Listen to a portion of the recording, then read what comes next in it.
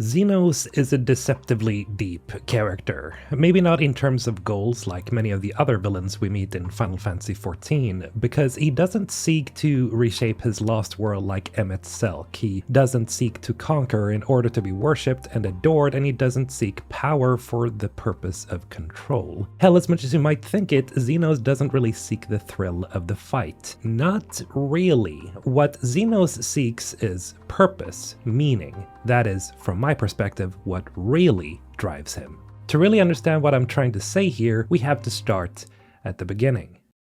Zenos was born son to the Garlean Emperor Varys Zos Galvus, and with this position came many perks, as being the sole heir to the throne provided him with the resources to do whatever he wanted. Unfortunately, his mother died shortly after giving birth to him, and due to his father always being away, Zenos was raised by his tutors. Due to a pretty much loveless childhood and a penchant for fighting, Zenos slowly grew into a solitary child whose only enjoyment in life was to fight. And due to his talent, he never lost a fight, except for against one particular instructor with copper skin, who routinely beat Zenos until one day the young prodigy overpowered his tutor and then simply elected to kill him. This was the point when Zenos' quest for the ultimate fight began, and in the end he would have to travel to the end of the universe to find it.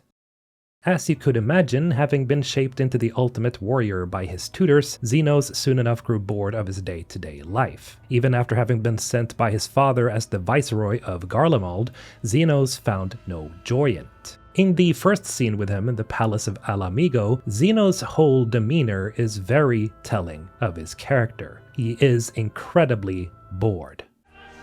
Alliance forces have occupied Castrum Orients and taken up positions along the length of the wall. Our patrols have engaged their reconnaissance parties on site, but there have been no significant exchanges, save one. A unit tasked with field testing prototype Magitech weapons was attacked. The weapons were destroyed, with the unit sustaining near-total casualties. Near-total? Go on.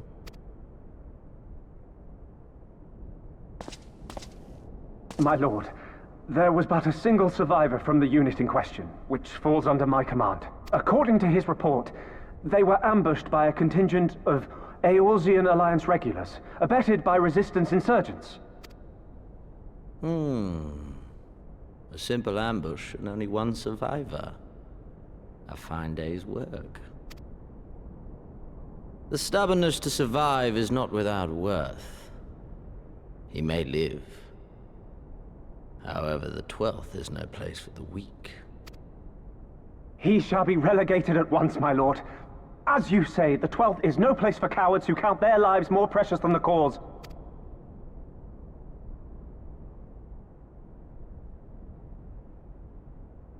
Indeed, indeed.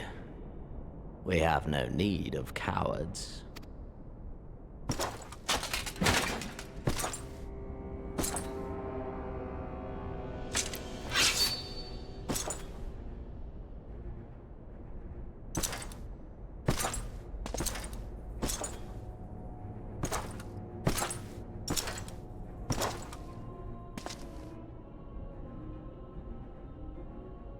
My lord,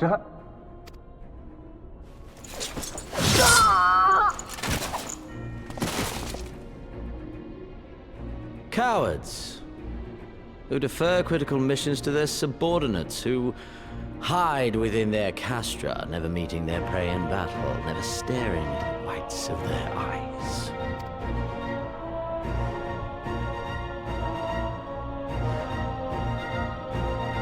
Why? When confronted with a heretofore unknown icon, did we surrender the wall to the Alliance? Because my honored father, in his infinite wisdom, has not seen fit to grant us leave to march on their lands. Accordingly, we have extended an invitation to our neighbors. Gir Abania is where we shall host them. The field upon which we shall enjoy the sport of kings. Patience is paramount. Cornered animals may have spirit, but they are ultimately predictable and very poor sport. But if one dangles the promise of freedom before them while nipping at their heels to stoke their passion, then things become interesting. It is a delicate dance, one which asks much of my house. And so I put the question to you, my fellow huntsman. How shall we deal with these savages? As you may also have noticed, Zenos talks about the campaign as if it were a hunt, because to him, it is. To Zenos, the war in the East is nothing but a hunting ground in his never-ending search for an opponent worth his time and respect. The battle for Rhalgr's Reach is where our Warrior of Light first meets Zenos. With barely any effort, he incapacitates Lys and almost kills Y'shtola the way you'd swat a fly for simply buzzing in your ear. Hell, when you run into him, he doesn't even register you as a real threat, because he's quite simply not expecting anything out of you, no matter how legendary your sword might look. What follows is one sound ass-beating, and it's probably one of the most jarring moments in Final Fantasy XIV. For the first time, you actually really lose. But you don't die, and the reason for that is right here, when the sword snaps in half.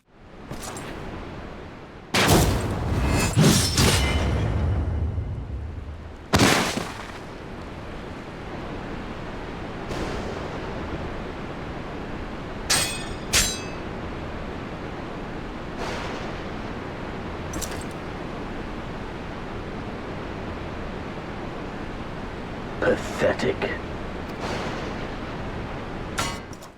This is, in my opinion, the moment Zenos realizes that you may have some potential. And so, like a gardener watering a seed, he smacks you around, leaving you humiliated and broken, but still breathing and all your limbs intact. This is where we learn that Zenos, strangely enough, doesn't really kill for the thrill of it. He isn't some killing machine like that of Michael Myers who kills for the sake of killing. He does kill, sure, but for a select purpose. He cuts down soldiers who annoy him, and he gets rid of people who waste his time. Killing is simply the byproduct or the effect of somebody losing to him. In that, he's very selective and goes by a somewhat strange code of honor. But this, yet again, reinforces the fact that he's looking for someone who can stand up to him, who can challenge him. His interest in you truly comes after you meet him for the second time during an ambush, because this is the moment he realizes that his battle armor has actually been pushed to the limit.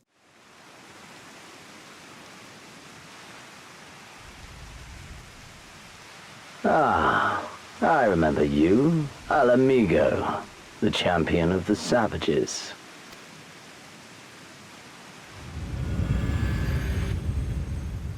Look ye where the sun doth rise, see crimson embers darkening skies. Look ye where the sun doth fall, see azure lost amidst the squall.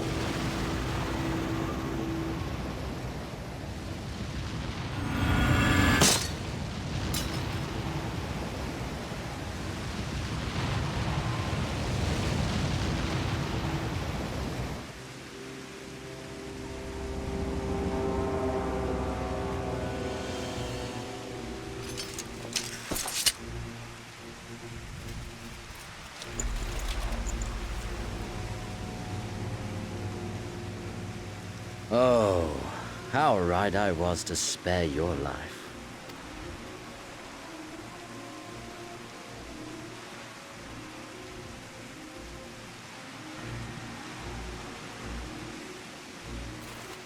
Hear me, hero. Endure. Survive. Live. For the rush of blood. For the time between the seconds. Live. For the sole pleasure left me in this empty, ephemeral world. Live! Yet again, we see Zenos here sparing the Warrior of Light, which at first glance might seem odd, considering how ruthless he is. But then he does something unexpected. He shows his face and tells the warrior to live, in an almost pleading and strangely sympathetic way. He thought he had nothing to live for, no purpose, but the warrior has given him a glimpse that this might not actually be true, that there is a purpose to his existence, and so he leaves us and the rest of our companions in peace. The Garlean campaign be damned. From the moment he commands Yotsuyu to do her duty to when he gives Fordola resonant powers, he's actually laying the groundworks from which you, the Warrior of Light, can grow stronger. It's never about beating you or to stop you. In actuality, he is working against the Emperor's wishes, and in doing so, is risking the Empire for the sake of the Warrior of Light and him. Which is kind of romantic in a roundabout way. When you finally face him down in a la Mhigo, you've grown strong enough to pose a challenge to him, and after the battle in the throne room, you take to the roof where Zenos actually gives you time to converse with him, longer than anyone else has gotten so far. Man should fight for the joy of it. To live, to eat, to breed. Lesser beasts snap and howl at one another for this. Only man has the wisdom and the clarity to embrace violence for its own sake. For we who are born into this merciless, meaningless world have but one candle of life to burn. I know you understand this. You and I are one and the same. Together, we could while away the quiet hours as friend and confidant, if you will accept me.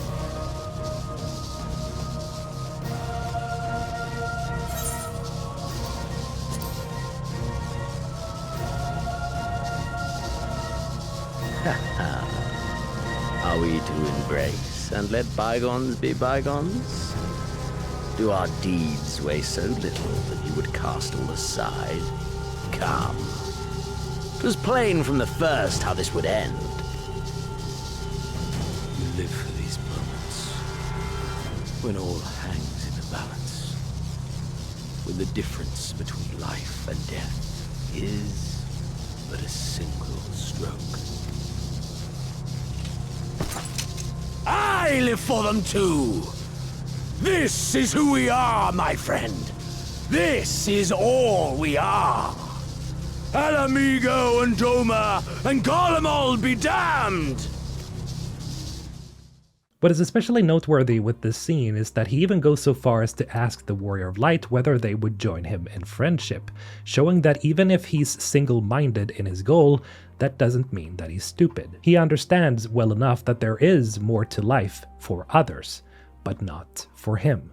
And so he forces you into a battle with him, merges with Shinryu, and in so doing becomes a godlike being.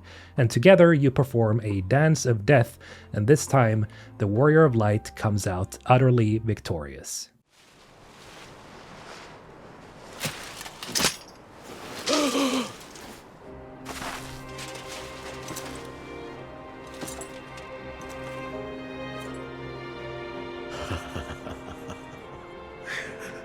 The hunter has indeed become the hunted. And yet, there is only joy. Transcendent joy that I have never known. How invigorating, how pure this feeling. Is that what this was all about? All the meaningless death and destruction? So you could feel something! Meaningless. Men die that others may live. Those who survive are stronger for it. Not that you could ever understand. To have stood upon this great stage of fools. To have played my part to perfection. Oh, this moment, let it be enshrined in eternity. My heart beating out of time, so clear, so vivid, so real, so real.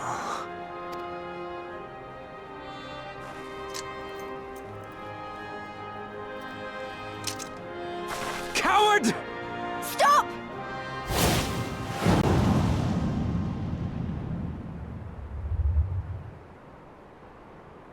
Farewell, my first friend. My enemy.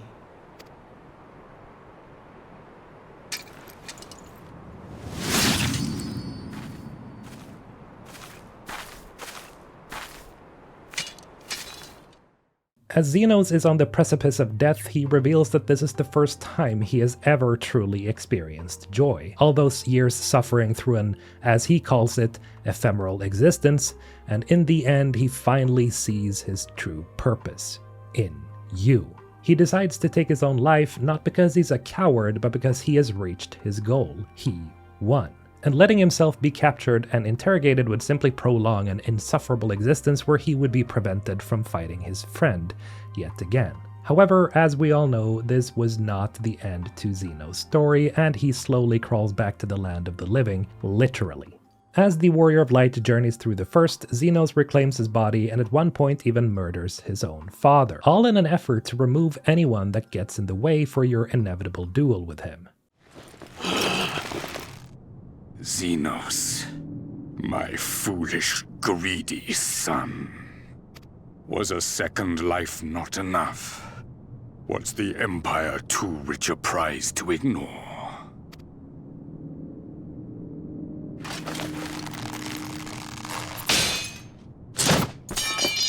True freedom for our nation, our people, will never be won by a spoiled princeling. The burden of this throne is beyond you.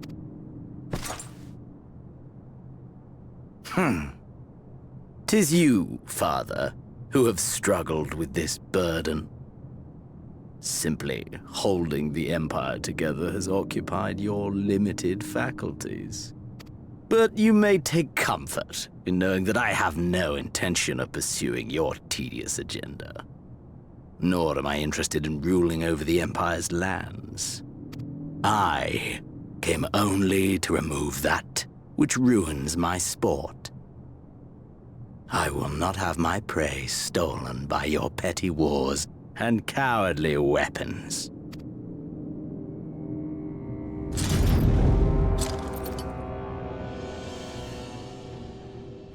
You would kill me just for that. I need no other reason. Any and all who interfere with my hunt will not do so twice!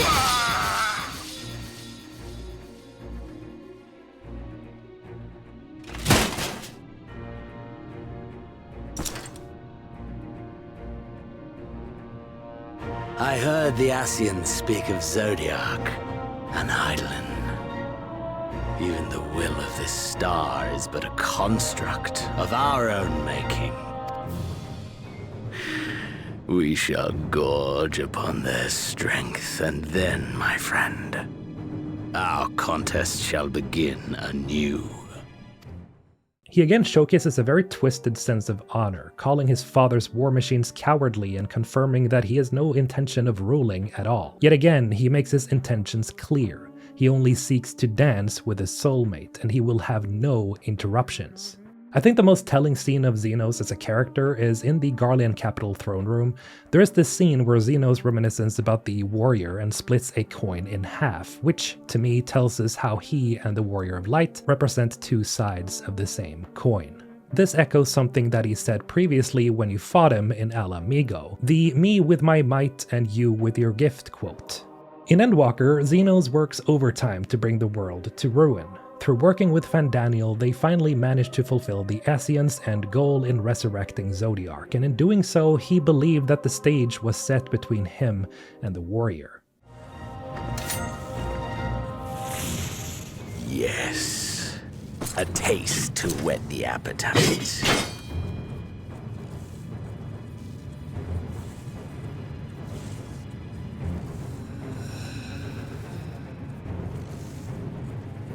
Sorry to spoil the moment, but might I ask that you postpone the slaughter until I've said my piece? I promise I will be brief.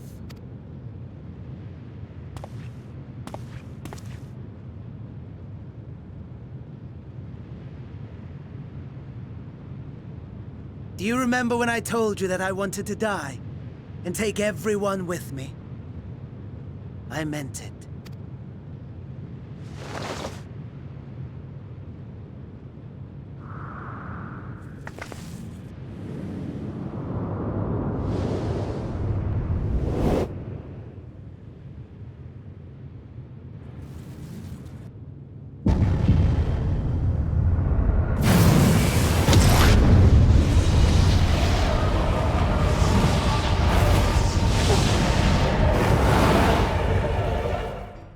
after the battle with Fandaniel and Zodiark on the moon, Zenos, in an interesting turn of events, decides to walk away, merely because the warrior was simply not focused on him at all.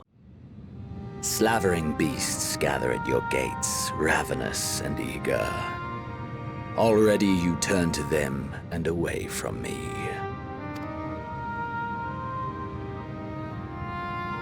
I must go forth once more in search of power far beyond the might of Shinryu. Power to make your heart run over with rage. For the eldest of primals was a betrayal of promise. A pathetic creature incapable of inspiring true despair. That's what I crave. Pure, unadulterated despair.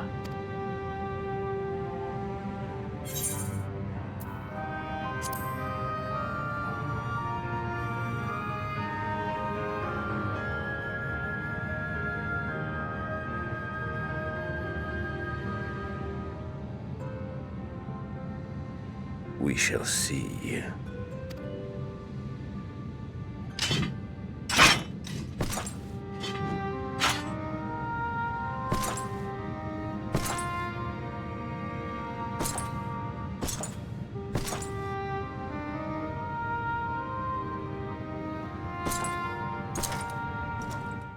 This is yet another moment that shows us his mindset. A battle with a distracted opponent is not a fair fight, partly showing that he wants to prove his strength, but also that he respects his equal, which echoes his disgust over the use of Imperial weapons of mass destruction. Naturally, he also just wants to be completely focused on the warrior himself, and any distractions would simply ruin that. Now this is also the turning point for Zenos' journey, as he realizes that he'll have to postpone their duel until after the warrior has dealt with the literal end of the world. On one hand, I find this pretty funny, albeit in a horrifying way, that Zenos helps in causing the literal end of days just so he can get your attention. But then he gets all pissy and sad and just walks away when he realizes he's not the sole focus. Yes, in case you couldn't tell, Zenos is very much a psychopath. Anyway, at a later point, Zenos gets confronted by Julius about how much suffering he has caused, wanting to know what the point was, and this is where we get a deeper look into Zenos' inner workings. Garlemald is in ruins. Our homeland, the nation you rule, is as good as gone. Along with so many of its people, not just soldiers like us, not only those who fought and killed for power and duty, innocent civilians. Murdered by their own flesh and blood. Lost and confused as they breathed their last. While we who survived with our lives and minds intact were left to freeze to death. The Eorzeans tell me all this was your doing! You slaughtered your countrymen! You did! For what? For nothing, in the end. So much wasted effort. You bastard! For your own sake, Eulus, you must control your anger. It will serve no one should it consume you and see you transformed.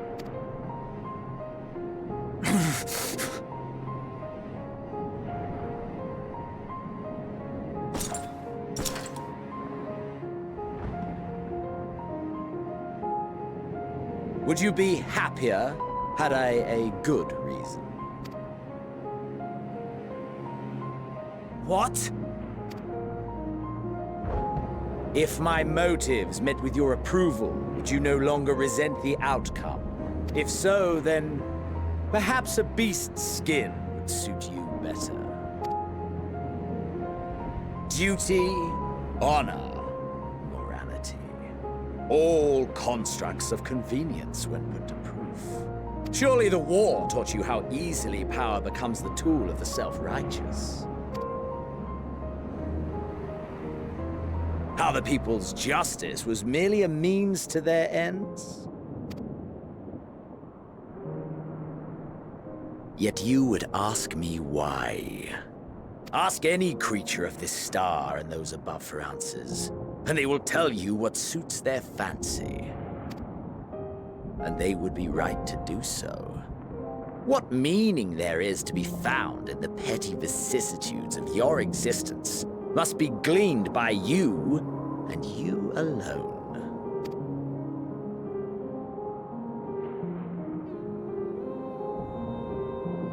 Should you seek it in battle in the fruitless pursuit of my demise, then come. Assume your rightful place as a notch on my blade. Here we see that in his mind, morality and honor are just tools people use for selfish gains, and that the only meaning that's worth considering are one's own. And I think this shows just how deeply lonely he is, because he doesn't even realize that his reason is what's driving the warrior away, because his reason isn't valid enough to consider in the first place. It's kind of childish in a way. And again, I think this makes him more sympathetic as a character because he's never realized how being considerate of others might actually help him in the long run. To receive, you must first give. Zenos!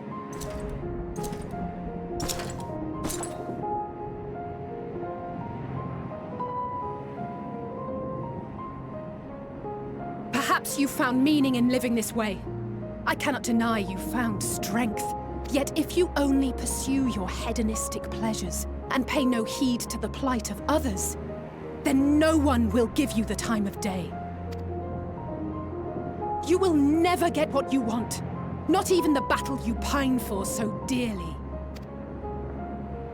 You'll be alone for an eternity, and you'll deserve every agonizing second of it.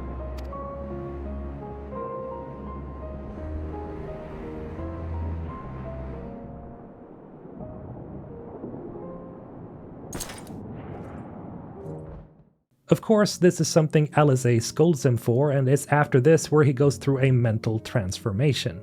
Not in purpose, but in method, realizing that cooperating and helping might just be the first step to get where he wants to go. So he decides to make a deal with Kryl for the remaining ether of the Mother Crystal, which again is pretty telling of how his mindset has evolved. He doesn't simply take anymore, he asks for permission and cooperates. Then he takes off from Etheris and heads towards Ultima Thule, the end of the universe. So join us in despair and embrace yours.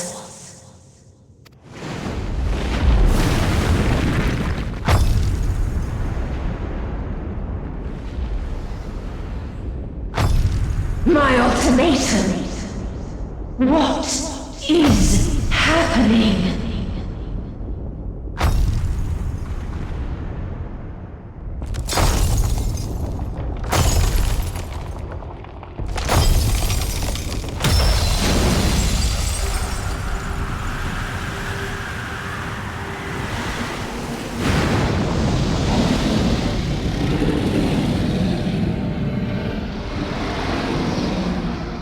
At the end of everything, I find you, my friend. I sought something in you once, as you did in me.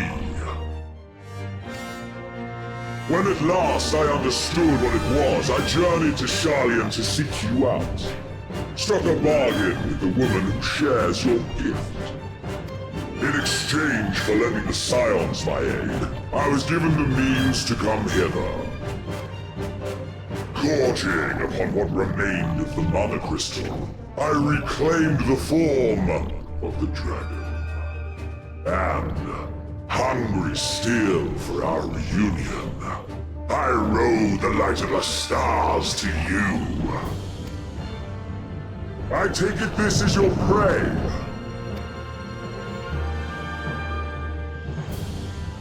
But why does it still live? Surely it is no match for you.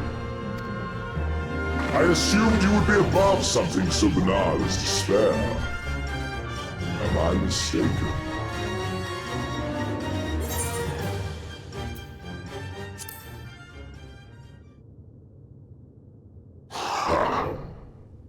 I care not.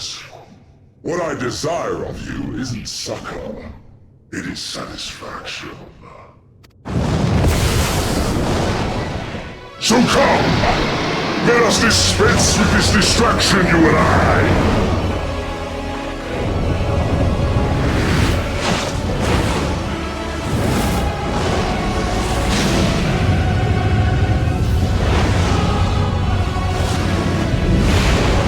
Struggle in vain.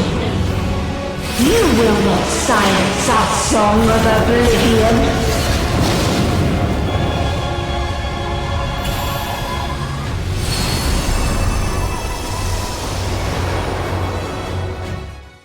Zenos breaking through the Endsinger's nest is somehow the most triumphant moment in the entire game up until that point. The person you absolutely despised on your first meeting becomes your savior in the end. And through jolly cooperation, you beat the embodiment of despair into a pulp, and when you're done, Zenos still gives the warrior the time of day to talk to Meteion as she learns how to hope again. Once again, showing his evolution as a character. Again, his goal has not changed, only his mindset and approach.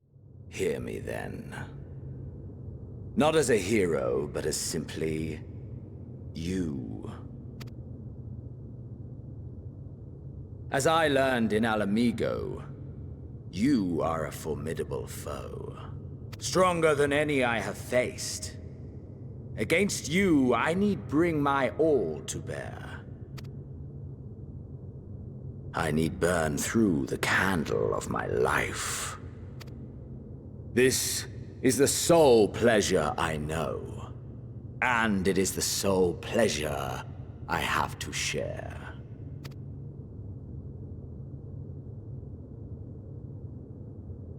And so I come before you, to issue challenge, and offer singular bliss.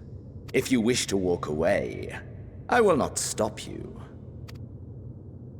You value life. You do not burn yours save for reasons you deem worthy. Reasons such as those which brought you here. The salvation of a world and its people. The motives of a hero true.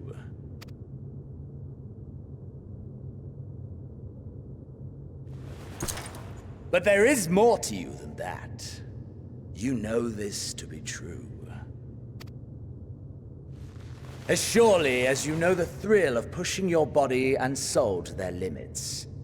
Of confronting ever mightier foes, dancing ever closer to the precipice, wondering if this will be the one to finally fill the void. Such pleasures you seek for their own sake, and no other reason. Is this not so, adventurer?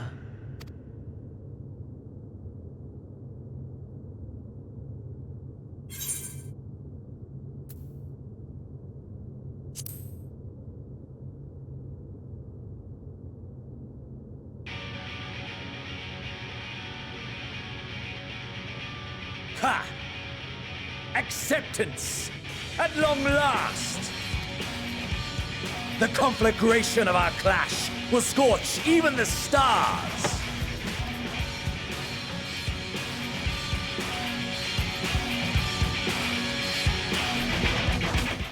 And so when given the chance, he doesn't demand a fight. He doesn't jump the Warrior of Light.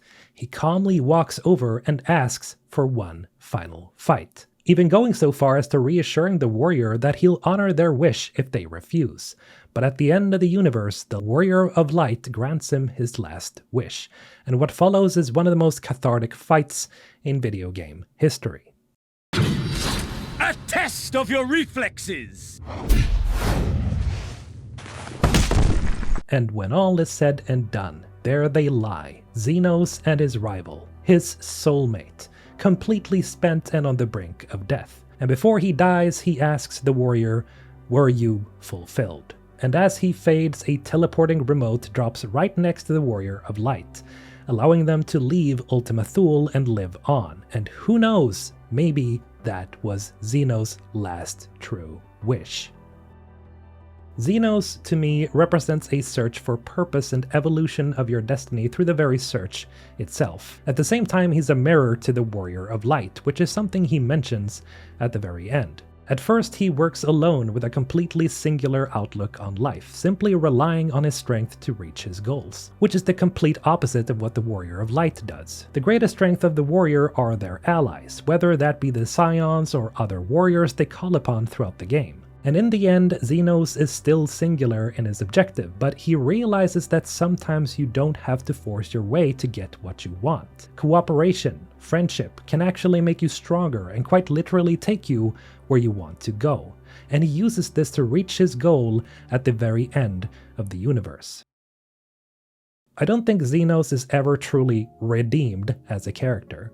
He murdered hundreds, if not thousands of people in cold blood, and he helped cause the literal end times. But even if you can't condone his actions throughout the story, you still have to appreciate that he's not evil simply for the sake of being evil. No villain in FFXIV ever is. But Zenos is truly the purest villain, nay, character in Final Fantasy XIV's entire lineup. His goal never changes, and for what it's worth, you just can't help but feel oddly flattered that his sole focus was always on you the entire time. Zenos is not very complicated, but that's also what makes him tremendously refreshing as a villain, not just in FF14, but just in gaming in general. And sometimes, simple is all you need. And in the case of Zenos, that is enough for me.